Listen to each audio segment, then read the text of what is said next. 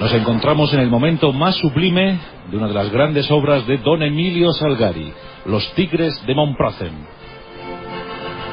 El celebérrimo pirata Sandokan ha enfilado la proa de su nave hacia su mítica y legendaria isla, su reducto, su guarida. Allí se siente a salvo, pero en esta ocasión una fuerza multinacional le persigue. Los praos de los piratas malayos se cobijan en las ensenadas de Montprazen y los piratas se hacinan en los reductos. Hay 3 líneas defensivas. En esas líneas se pueden contemplar espingardas, se pueden ver cañones de calibre variado, calibre del 6, del 12, del 24. Los más grandes están en torno al reducto central. 3 líneas defensivas y un reducto central. En ese último reducto está Sandokan. Sandokan meditabundo, sabiendo que el fin de una vida, el fin de una forma de entender el océano, la mar, se acerca. Frente a él, los cañoneros holandeses, ingleses, franceses, incluso españoles, todos quieren acabar con el pirata, todos quieren acabar con el halcón del mar. La batalla está presta a comenzar. El cañoneo comienza a ser incesante, atroz, voraz. Los piratas malayos se defienden. La primera línea defensiva es arrasada en pocos minutos. Los supervivientes pasan a la segunda, posteriormente a la tercera. La batalla final se prevé sangrienta, cruel. Finalmente, los soldados europeos ponen pie a tierra. En la playa crean una primera cabeza de puente. Avanzan lentamente por la jungla intrincada. Los piratas de Montprazen siguen resistiendo a ultranza, hasta el último hombre. 2 praos aguardan a que su jefe, el gran pirata Sandokan, escape de la isla. Huyen a uña de mar, a uña de ola. Sandokan escapa por los pelos. Escapa pensando y mascando la venganza. Ha perdido Montprazen, pero no ha perdido la vida ni la ilusión. La eterna aventura del pirata, la eterna búsqueda. Sandokan, sus riquezas, sus tesoros y su perla, la perla de Labuan. Eran los piratas malayos, y en todos los mares los hubo. En la actualidad se llaman hacker, pero antaño eran considerados de otra manera. Ahí estaban los corsarios, apátridas que luchaban bajo cualquier pabellón que pagara bien. Ahí estaban los bucaneros, llamados así porque ahumaban la carne, y era bucan, como decían los indios caribe. Ahí estaban los filibusteros merodeadores del mar, los halcones del mar. Los reductos piratas en las Antillas, aquellas islas que no pudieron ocupar los españoles porque no tenían ni provisión ni gente. Los españoles se dedicaron a otras islas, pues las pequeñas islas fueron siendo capturadas por los piratas de tal o cual nacionalidad. La mítica y legendaria isla de la Tortuga, con su reducto inexpugnable, el bastión del Palomar. Flotillas españolas surcando ese mar de las Antillas, buscando capturar piratas. En centenares de naves, en centenares de buques, los piratas huían, atacaban, raptaban. Nombres celebérrimos. Ahí estaba Cornelius, llamado Pata de Palo. Ahí estaba el pirata Morgan, que murió enriquecido en su Gran Bretaña. John Hopkins, Francis Drake, Bartholomew, Robert Bartholomew, que consiguió 400 victorias, muriendo a la edad de 40 años, siempre vestido de forma intachable. Pero también estaban las mujeres. Ahí estaba Mary Red, ahí estaba Miss Bonnie, ahí estaba la pirata, la gran reina de los piratas, en su base de Macao. O la señora Qing, que contó con una flota de más de 500 naves. Al final el propio gobierno chino se tuvo que doblegar ante ella y pactar, finalmente pactar. La historia de los piratas, pero también los hubo en el Mediterráneo, como los Barbarroja, los grandes piratas turcos. Durante todo el siglo XVI batieron flotillas de una u otra nacionalidad. Ese Mediterráneo, esa luna del Mediterráneo, esa luna de los piratas.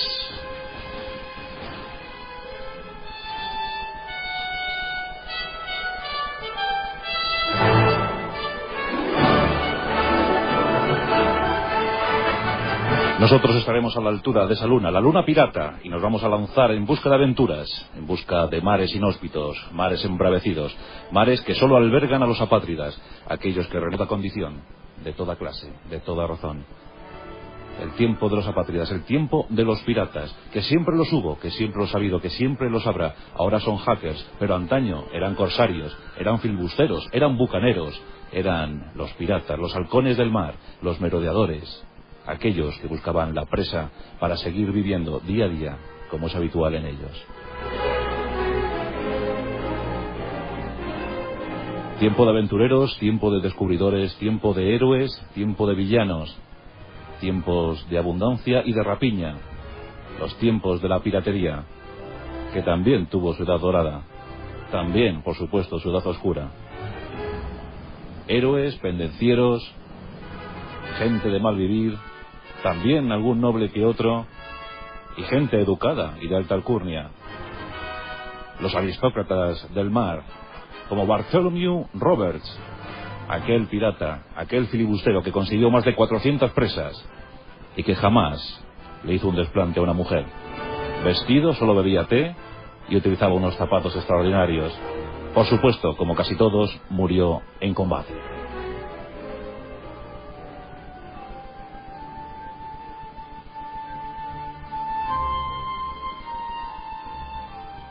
Siempre que hablamos de piratería pensamos en las Antillas, pensamos en el mar Caribe.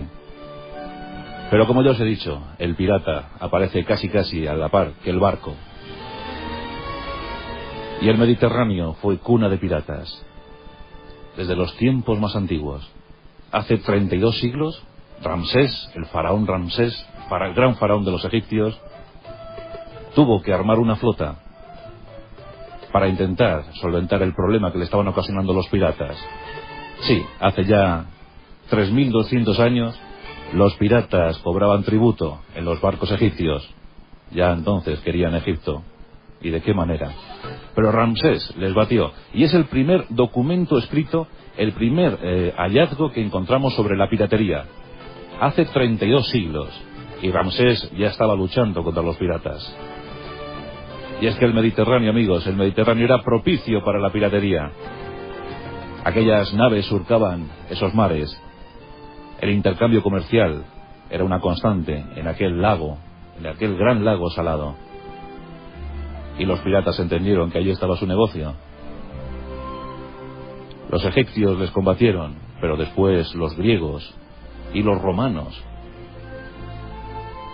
El Mare Nostrum, aquel mar en paz del Imperio Romano, no fue el mar calmo que pensamos ahora, no, en tiempos de la República Romana. Ya Pompeyo y el propio Julio César tuvieron que armar flotas para intentar acabar con el hostigamiento de los piratas. Hablan que en la expedición de Pompeyo hizo matar a más de 10.000 piratas e intentando hacer esparcer a otros 20.000 o 30.000. Así estaban las cantidades, así estaban las cifras entonces. Luchas tremendas, cobijos, escondites, cuevas, islas utilizadas como refugio y como trampolín para futuras campañas. Y apareció el corso, porque el corsario no es igual que el filibustero. El corsario combate bajo pabellón. La patente de corso se inventó para eso. Los países no se declaraban la guerra, pero sí en cambio contrataban mercenarios del mar. Contrataban a esos apátridas que servían gustosos a cambio de buenos y pingües beneficios. Y en el Mediterráneo también hubo corsos. También hubo barcos corsarios. También en España tuvimos corsarios. Se hablan de los famosos documentos de Pedro de Aragón. Los italianos, sus repúblicas, las repúblicas también contrataban corsarios para el hostigamiento de las flotas enemigas, para limpiar de piratas las líneas comerciales. Tiempos de leyenda, tiempos de épica, tiempos de luchas inagotables, inacabables. Y cada vez más gente se apuntaba a la piratería. Por tierra no se andaba bien, no se ganaba el pan. Por tanto debían buscar las riquezas de los mercantes exquisitos que venían cuajaditos de sedas, perlas preciosas. Era demasiada ambición. Pero hay un momento clave para la piratería del Mediterráneo. Y ese momento clave nos lo van a entregar los turcos. Tras la caída de Constantinopla en 1453, Los corsarios turcos tienen camino libre para seguir hostigando a las flotas cristianas. Y otro de esos momentos determinantes es nada más y nada menos que la toma de Granada. Los musulmanes son expulsados de la península y muchos, con el odio acumulado en sus venas, se refugian en las tierras bereberes. Y desde allí empiezan a plantear campañas salvajes contra los cristianos. Se sentían expulsados de su legítimo territorio y querían devolverles golpe por golpe. En consecuencia se arman muchísimas flotas que pronto entran en combate. 1492, por tanto, es un año decisivo para la piratería berberisca. El Mediterráneo estaba siendo asolado por estos piratas. El Mediterráneo era tierra propicia, era mar propicio. Y sobre todos aquellos corsarios emerge con fuerza la figura de dos hermanos, los hermanos Barbarroja, Aud y Caír. Nacidos en el último tercio del siglo XV, darían mucho que hablar durante más de 40 años. En 1504 tenemos las primeras noticias de Aud, llamado Barbarroja, que en principio nació cristiano como sus hermanos. Nacieron en la isla de Lesbos, la lejana isla griega de Lesbos, pero pronto se pusieron bajo las órdenes de los turcos. En la isla de Yerba, muy cerquita de Túnez, desde allí operaba Aud, el primero de los Barbarroja, odiado y temido. Aud intentó ser rey de Argelia y lo consiguió durante un tiempo efímero, eso sí, pero los españoles le batieron y cazaron, y en combate murió, siendo decapitado y su cabeza mandada a España. Parecía que el peligro Barbarroja había terminado, pero llegó Caír. Caír, si cabe, era más listo, más inteligente que su hermano mayor. Caír también asumió el apelativo de Barbarroja. De hecho, los hermanos eran apuestos. Aud era fornido, era pelirrojo, de ahí viene el nombre, pero Caír era casi rubio. Y Caír se convirtió en el terror. Los españoles le llamaban el terror del demonio, y los turcos le llamaban el terror de los españoles. Por tanto, siempre Caír fue el terror para unos y para otros. Y su actuación fue devastadora, con sus grandes lugartenientes, entre los que destacaba Dragut. Con ellos y para ellos trabajaron durante muchos años. Barbarroja fue imbatible, hasta que en 1545 optó por la retirada. Se retiró a su gran palacio y allí murió, víctima del desasosiego y de los excesos, por supuesto. Dragut siguió operando en la zona de Baleares, sobre todo, aunque este moriría en Malta, en el asedio de los caballeros de Malta, en 1565. En 1571 llegó la decisiva batalla de Lepanto, y allí Juan de Austria y sus estupendos hombres y sus naves batieron el poder turco, el poder otomano, que desde entonces ya no podría mantener naves corsarias, flotas corsarias desde Gibraltar hasta Estambul. El tiempo floreciente, por tanto, para las naves corsarias en el Mediterráneo va desde 1492 hasta 1571 aproximadamente. Pero su grado de devastación fue tal que aún hoy en día se sigue temiendo cada vez que se dice Barbarroja o Dragut. Eso lo saben muy bien nuestros amigos de Ibiza y los de la costa levantina, que crearon pueblos basados en el temor a los piratas berberiscos. El Mediterráneo dio mucho que hablar, pero llegaban nuevos territorios para los piratas. La piratería se había fijado decididamente en los nuevos territorios americanos. Había que mirar, había que navegar, había que zarpar hacia las Indias occidentales. La literatura, desde luego, ha hecho mucho por ensalzar la figura de los piratas. El siglo XIX fue también decisivo. ¿Quién no se acuerda de las lecturas de Lord Byron, sus célebres corsarios? O el propio Sir Walter Scott. A principios del XIX nos delitaron a sus coetáneos con esas narraciones apasionadas. Robert Louis Stevenson puso pica en Flandes, o mejor dicho, pica en Antillas, con esa isla del tesoro. Nosotros también, con nuestros Espronceda, hicimos la canción del pirata. Los halcones del mar. El corso estuvo operativo durante casi 2 siglos. Hay que hablar de etapas diferenciadas para el corso. Fueron muchos los países que intentaron hostigar a España, y España también tuvo sus propios corsarios. Pero el primer periodo, la primera etapa para el corso, podemos establecerla entre 1521 y 1568. Ahí está ya muy operativo el corso francés, los corsarios franceses. Francisco I, en permanente guerra contra Carlos, nuestro emperador, contrataba corsarios como Jean Fleury. Jean Fleury tiene en su haber una excelente victoria cuando se hizo con 3 navíos que venían de la Nueva España. 3 navíos llenos de tesoros aztecas. Y Jean Fleury se apropió de ellos. Entre 1521 y 1527 hizo de las suyas. Pero fue derrotado por los españoles y, por supuesto, ejecutado. Una constante en la vida del corsario, en la vida del filibustero o del pirata. Los piratas. España, dada su escasez de población, dada su mermada tropa, tuvo que ser muy selectiva a la hora de fijar los territorios de conquista, los territorios a colonizar. Y en las Antillas, desde luego, optó por la opción grande, ir a las Antillas mayores. Eso era Cuba, Santo Domingo y, por supuesto, Puerto Rico. Pero otras islas quedaron expuestas a la llegada de los piratas. Y así los corsarios franceses, los corsarios holandeses, los corsarios británicos fueron llegando a la zona. Los franceses, por ejemplo, se apropiaron de Guadalupe, los holandeses de Curazao, los británicos de Barbados y de Jamaica, la eterna Jamaica con su Port Royal. Y poco a poco las líneas comerciales españolas se vieron muy deterioradas, muy perjudicadas por la actuación del corso. Los británicos no habían entrado en escena todavía, porque su flota no era tan grande todavía.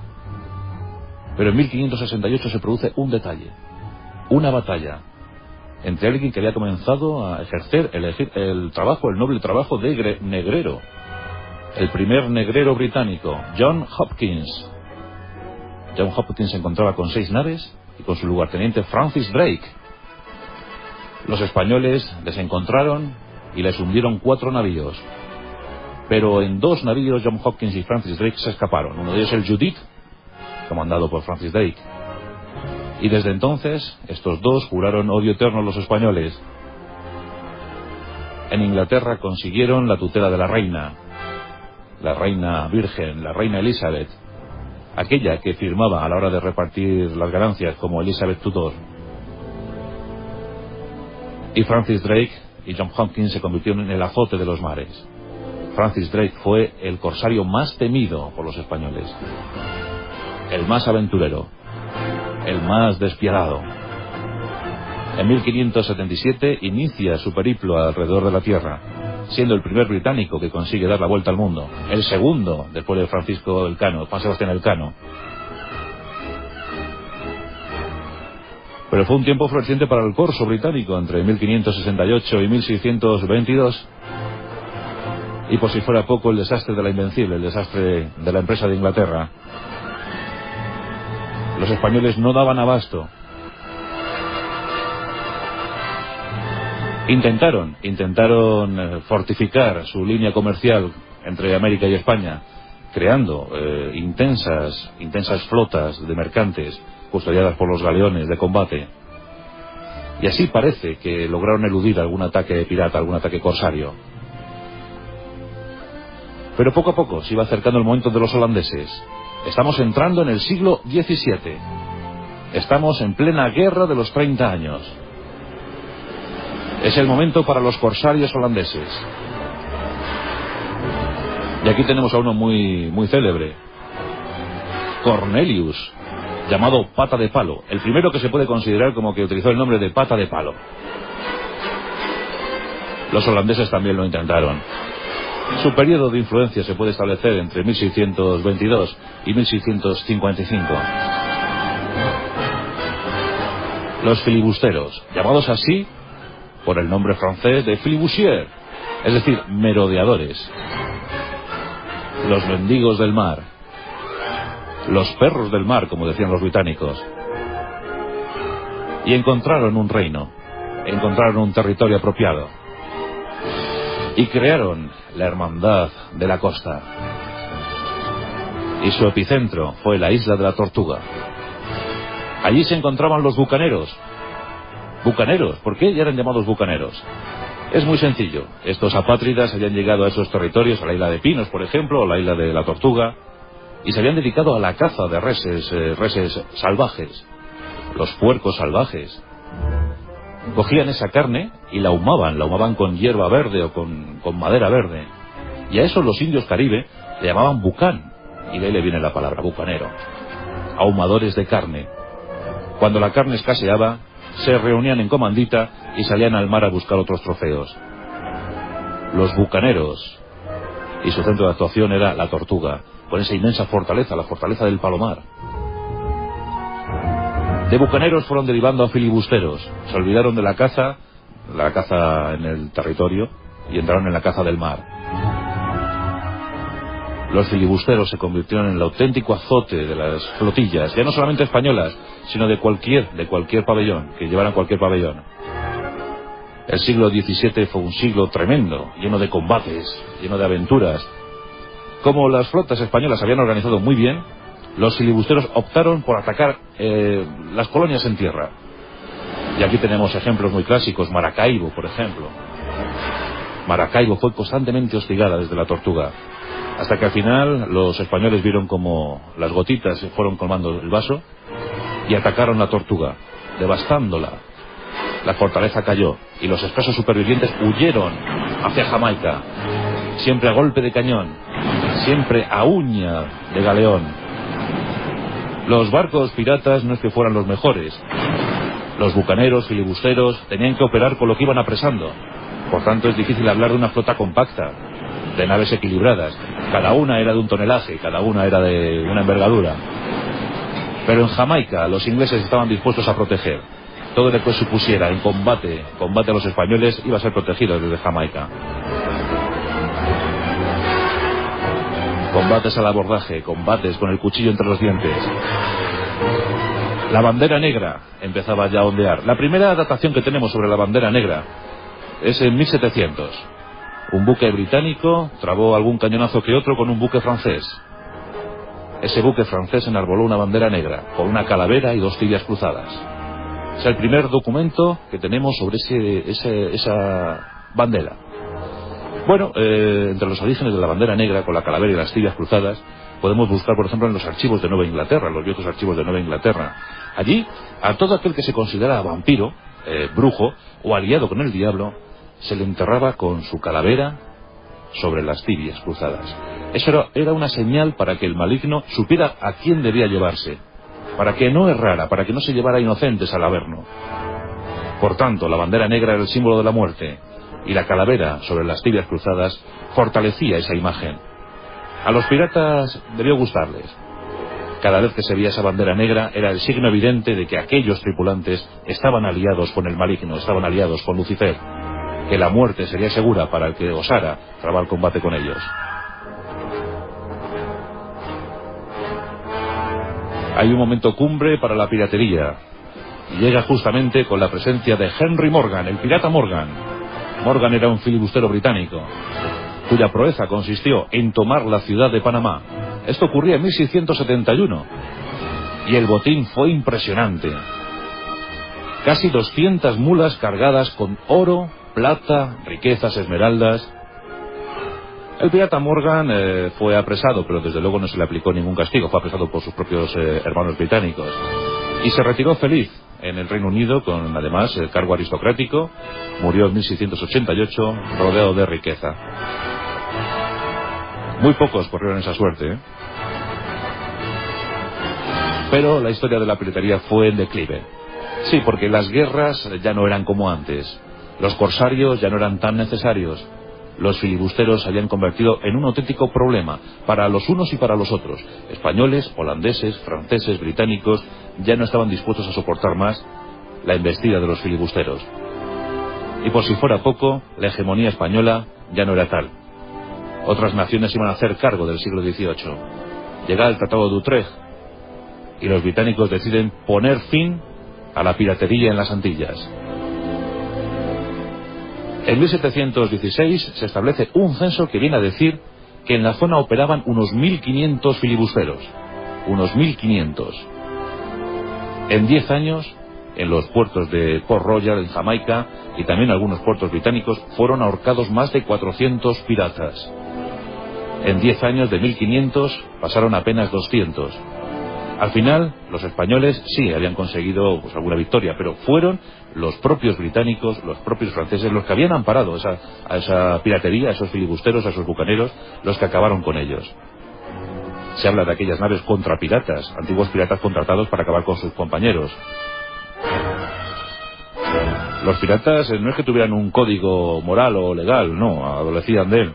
Pero sí tenían algunas leyes, por ejemplo, algunos prisioneros, que eran, claro, sometidos al riguroso castigo de pasar por el tablón hasta caer al mar infestado de tiburones.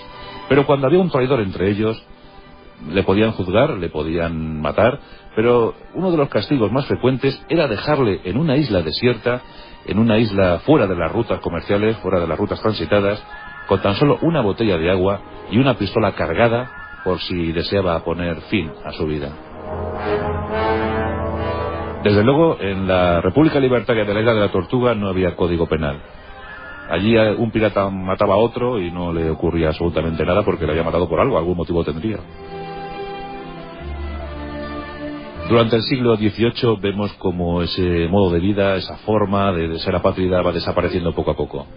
Las naciones ya no estaban dispuestas a consentir esto. Aún se mantendrían algunos núcleos filibusteros hasta las guerras de la independencia americana. También en la guerra de secesión podemos ver actos de piratería. Y en el lejano oriente también operaron los piratas. Y aquí podemos hablar de las mujeres pirata. Muy poquitas ha habido, la verdad, pero algunos casos destacables. Por ejemplo, en el siglo XIV encontramos a la primera mención de una mujer pirata. Y la tenemos en el Canal de la Mancha. Es la señora Clossy. La señora Clossy, que además, después de haberse quedado viuda, consiguió armar 3 barcos y con ellos hostigó a las flotas británicas. Fue imbatida, no la consiguieron apresar jamás. Es el primer dato que tenemos sobre una mujer pirata. En el siglo XIV, la señora Clossy. Pero en las Antillas tenemos 2. Ahí está Anne Bonny y Mary Red, una irlandesa y una británica, que estuvieron luchando juntas hasta que fueron detenidas, fueron capturadas, aunque no se les aplicó la pena capital, y pudieron morir de una forma digna en sus posesiones. Pero los casos más espectaculares de mujeres piratas los encontramos en Oriente. Y tenemos uno especialmente, el de la señora Chin. La señora Chin. Una señora que también había quedado viuda, pero que se había hecho cargo de una formidable flota pirata. Y tan formidable fue que consiguió hacerse con 500 barcos. La Armada Imperial China intentaba hostigarla, intentaba batirla a toda costa, pero fue imposible. Nunca fue vencida. Al final, la corte china tuvo que capitular, tuvo que entregar un perdón para que se entregaran, para que dejaran de asolar las costas chinas. El caso de la señora Chin, esto ocurrió a principios del siglo XIX. Y también nos acordamos de la que se fue considerada como reina de los piratas, en su extraña mansión de Macao. En fin, que hemos tenido algún caso también de mujer pirata. Corsarios, bucaneros, filibusteros, siempre han saciado la imaginación de cualquier joven, cualquier adolescente. Ese corsario negro de Milo Salgari. Los halcones del mar. Antes hablábamos de Bartholomew Roberts, el pirata elegante, el pirata majestuoso. 400 barcos apresados entre Guinea y las Antillas. Siempre trataba con respeto a todos los prisioneros. Hasta que murió en combate con 40 años. Tenía 40 años y eso sí, murió de forma exquisita. Murió luchando hasta el final y sin que apenas le mancharan las vestiduras. Dicen que jamás probó el ron, siempre bebió té, porque hombre, ya sabe que el pirata está asociado a su espada y a su vaso de ron. Pero hubo piratas de todo tipo. El extraño mundo, la extraña magia de los piratas. Aquí hemos tenido un recuerdo para ellos. Ahora los piratas se llaman hackers y navegan por otros mares, los océanos de Internet. En nuestros pasajes de la historia, hoy hemos estado muy bravucones desde la isla de la Tortuga, en nuestra fortaleza del Palomar.